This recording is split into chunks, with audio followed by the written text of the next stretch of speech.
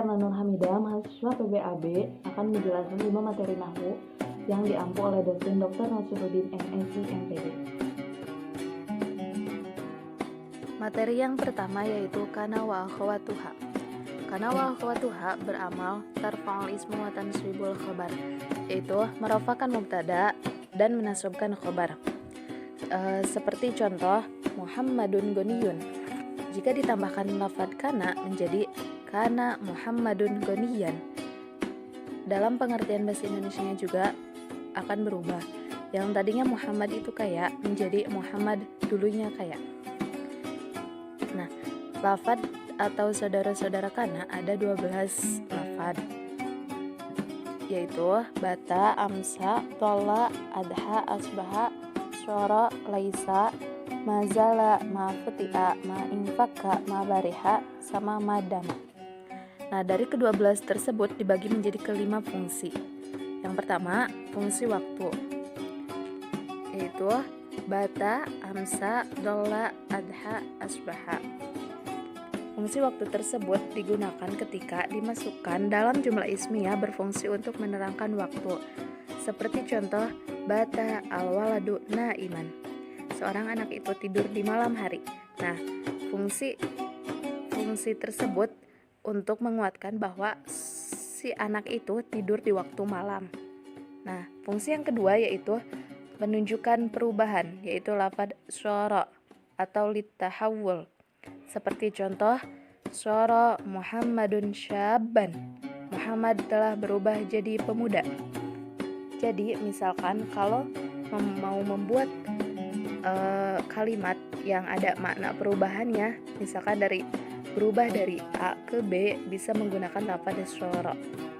Nah, kemudian yang ketiga, fungsi peniadaan atau laisa atau lafadz laisa.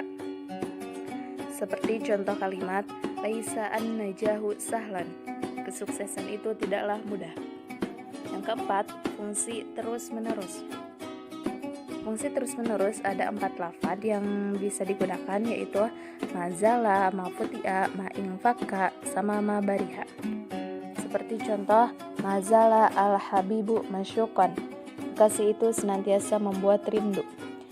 Jadi misalkan kalau mau membuat kalimat yang bermakna terus-menerus, bisa menggunakan 4 lafadz tersebut. Nah, yang kelima, jeda waktu, yaitu lafadz madama yang diartikan selagi atau selama. Seperti contoh kalimat la takhaf madumtu ma'aka. Janganlah takut selagi aku bersamamu.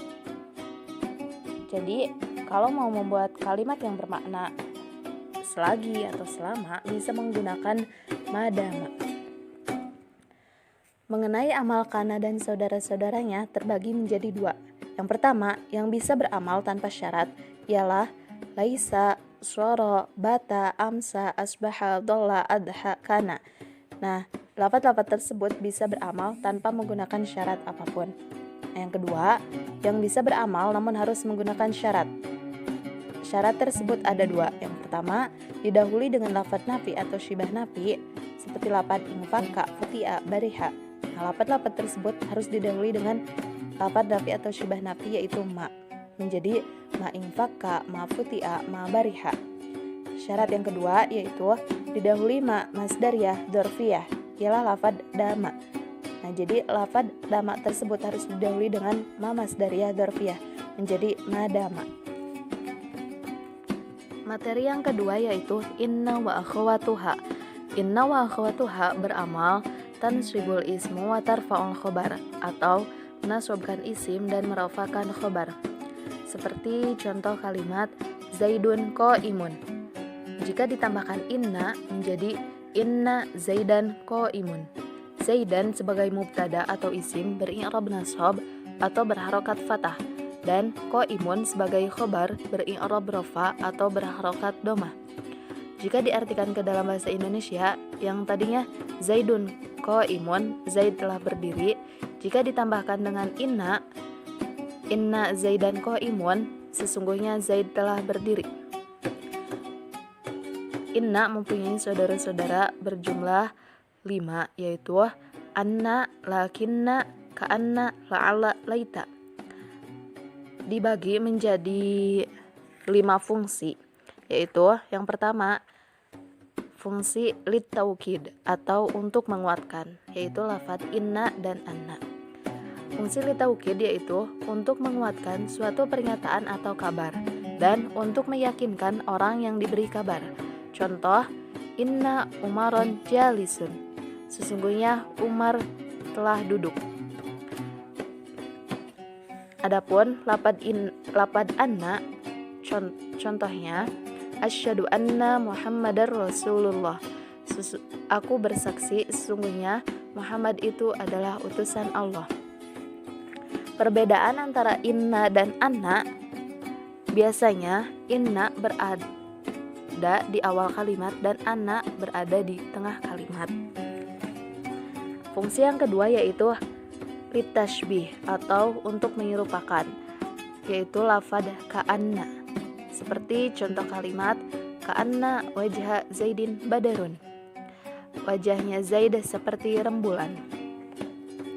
Jadi jika ingin membuat kalimat bermakna penyerupaan bisa menggunakan lafadz ka'anna. Nah, yang ketiga, lafadz la'alla berfungsi untuk pengharapan. Nah, pengharapan sendiri mempunyai 2, yaitu litaroji dan litawaku. Litaroji berfungsi mengharapkan sesuatu yang kemungkinan akan terjadi. Seperti contoh la'alla mahbubi wasrola, semoga kekasihku sampai. Nah, yang kedua, litawaku atau mengharapkan sesuatu yang benar-benar akan terjadi. Seperti contoh la'alla Zaidan haliku, semoga Zaid binasa. Terus fungsi yang keempat yaitu laita atau litamani, mengharapkan sesuatu yang tidak mungkin akan terjadi atau sesuatu yang kemungkinan kecil akan terjadi. Nah, perbedaan antara laita dan la'alla yaitu jika la'alla pengharapan yang kemungkinan akan terjadi, sedangkan laita pengharapan yang sulit terjadi. Seperti contoh laital baqarata dzu yadain, andaikan sapi memiliki 2 tangan. Fungsi yang kelima yaitu lafadz lakinna, berfungsi untuk liistidrak atau untuk menyambung. Seperti contoh Zaidun syuja'un lakinnahu laisa bikarimin, Zaid berani namun tidak mulia. Jadi misalkan jika kita mau membuat kalimat untuk menyambung antara sifat yang baik dan sifat yang kurang baik, bisa menggunakan lakinna yang berarti namun tidak. Materi yang ketiga yaitu na'at man'ut. Na'at ialah kata sifat dan man'ut yang disifati. Na'at ada 2. Yang pertama, na'at hakiki. Dalam membuat na'at hakiki harus mencangkup beberapa hal, yaitu yang pertama beri'rab baik rofa, nasra maupun jar. Yang kedua berjenis muzakkar atau muannas. Yang ketiga kejelasannya nakiroh atau ma'rifat. Dan yang keempat jumlah baik mufrad, musanna maupun jamak. Seperti contoh kalimat ja'a rajulun jamilun, rajulun sebagai man'ut atau yang disifati dan jamilun sebagai na'at atau kata sifat. Na'at harus mengikuti man'ut baik itu i'rab maupun yang lainnya. Dalam contoh kalimat yang tadi, rajulun beri'rab rofa, berjenis mudzakkar, ta'yinnya nakiroh dan jumlahnya mufrad. Nah, na'at pun harus sama, baik i'rab, jenis maupun jumlahnya harus sama dengan man'ut. Yang kedua, na'at sababi. Na'at sababi adalah isim yang menjadi sifat atau penjelas bagi isim yang masih berhubungan dengan man'ut. Yang menjadi penghubung antara man'ut dan isim ini yaitu adanya dhamir yang nempel pada isim setelah na'at. Contoh kalimat ja'a at-thalibu al-karimatu ummuhu. Dhamir ha pada ummuhu dia yang berfungsi mengikat at-thalib dan ummu, sehingga keduanya dianggap berhubungan yang dampaknya merubah i'rab na'at lafadz al-karimah. Nah, jadi al-karimah di sini tidak mengikuti at-tholibu yang berjenis mudzakkar, tetapi al-karimah berjenis muannas mengikuti ummuhu.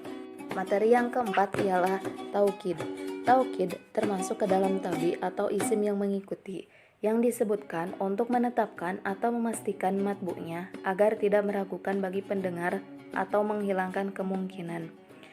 Taukid dibagi dua bagian. Yang pertama, taukid maknawi. Taukid maknawi adalah pengukuhan dari sisi maknanya saja. Adapun lafaz-lafaz yang dipakai taukid maknawi ada 3 lafaz. Yang pertama, an-nafsu. Contohnya, jaa Zaidun nafsuhu. Yang kedua, al-ainu. Contohnya, jaa Zaidun ainuhu. Yang ketiga, ajma'u. Contohnya, ja'al qaumu ajma'una. Nah, jadi penguatan di sini hanya berguna bagi maknanya saja, tidak dengan lafad. Berbeda dengan pembagian taukid yang kedua, yaitu taukid lafdi ialah mengulang lafad dengan lafadnya sendiri atau dengan lafad yang lain yang memiliki arti sama atau muradif, baik isim, fiil, haraf ataupun jumlah. Seperti contoh, la yakumu Ahmadu, tidak, Ahmad tidak berdiri. Seperti contoh kalimat lagi, hadara Zaidun, telah hadir, Zaid telah hadir. Nah, jadi jika taukid lafdi, lafadnya bakal diulang-ulang seperti contoh yang tadi, la yakumu Ahmadu. Nah, kata la di sini diulang secara 2 kali untuk menguatkan kalimat tersebut. Materi yang kelima yaitu maf'ul li ajli. Maf'ul li ajli menurut bahasa adalah objek yang menjadi faktor pekerjaan. Sedangkan menurut ilmu nahwu adalah isim masdar yang menjelaskan tentang faktor atau alasan dari penyebutan amil sebelumnya dan bersatu dalam hal waktu dan subjeknya. Dalam kitab Nahwu Wadih, maf'ul li ajli adalah isim mansub berbentuk masdar untuk menjelaskan alasan atau sebab mengapa perbuatan itu dilakukan. Adapun lafaz-lafaz maf'ul li ajli ada 12. Yang pertama, ikroman, yang kedua, huznan, yang ketiga, khaufan, yang keempat, huban, yang kelima, ta'diban, yang keenam, ta'ban, yang ketujuh, hayaan, yang kedelapan, rahmatan, yang kesembilan, hasadan, ke-10, bagzon, ke-11, imanan, dan yang terakhir, farhan. Sebenarnya, hukum maf'ul li ajli ialah dibaca nasab, tetapi dapat dijar dengan huruf lam. Dan terkadang maf'ul li ajli sama sekali tidak menduduki sebagai maf'ul li ajli, namun menjadi jar majrur dan mempunyai ta'alluq atau hubungan dengan kata sebelumnya. Seperti contoh kalimat, a'taitul faqira tu'aman li syafaqatihi. Maf'ul li ajli mempunyai ketentuan-ketentuan sebagai berikut. Yang pertama, maf'ul li ajli harus berbentuk masdar. Contoh, khaufan, ikroman, huznan.